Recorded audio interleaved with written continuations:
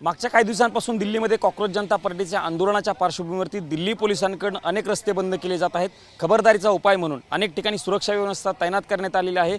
मी सध्या केंद्रीय शिक्षण मंत्री धर्मेंद्र प्रधान यांच्या निवासस्थानाच्या समोरच्या रस्त्यावरती आहे। या ठिकाणी बघू शकतो आपण की दिल्ली पोलिसांकडून बॅरिगेटिंग केली गेलेली आहे। दिल्ली पोलिसांचे अधिकारी या ठिकाणी तैनात असल्याचं दृश्य आपल्याला बघायला मिळते। धर्मेंद्र प्रधान यांच्या निवासस्थानाकडे जाणारा हा रस्ता जो आहे तो आता बंद करण्यात आल्याचं दृश्य आपल्याला बघायला मिळते। मी दाखवतो हे या व्हिज्युअलच्या माध्यमातून इथपासून पुढे काही मीटर अंतरावरती खरं तर ते जो सिग्नल दिसतोय त्या सिग्नलच्या पुढे जी गाडी आहे त्या गाडीच्या डाव्या बाजूला पोलिसांची गाडी आहे, त्या बाजूला धर्मेंद्र प्रधान यांचं खरं तर निवासस्थान आहे। कृषक रोडवरचं ते यांचं हे निवासस्थान आहे, पण निवासस्थानाच्या अलीकडं आणि निवासस्थानाच्या पलीकडं हा पूर्ण रस्तामधला जो आहे तो स्पेसमध्ये बंद करण्यात आल्याचं दृश्य आपल्याला बघायला मिळतंय। या रस्त्यानं खरं तर कुणालाही प्रवास करू दिला जात नाहीये। ज्या गाड्या येतील त्या गाड्यांना पुन्हा वळून पाठीमागे जावं लागतंय आणि मग दुसऱ्या रस्त्याने जाण्याचं त्या गाड्यांना जावं लागतंय। मागच्या काही दिवसांपासून सातत्यानं आंदोलक आक्रमक झाल्याचं आपल्याला बघायला मिळालेलं होतं आणि त्या सगळ्याच्या पार्श्वभूमीवरती हा निर्णय खरं तर दिल्ली पोलिसांकडून घेतला गेलेला आहे।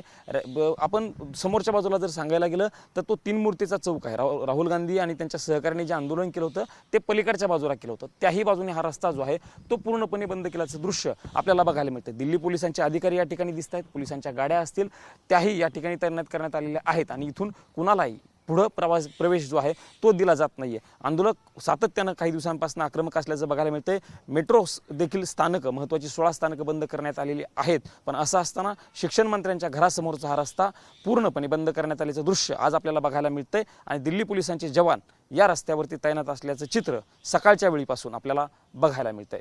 कॅमेरा पर्सन राकेश कुमार समी, प्रमोद जगताप, TV9 मराठी, नवी दिल्ली।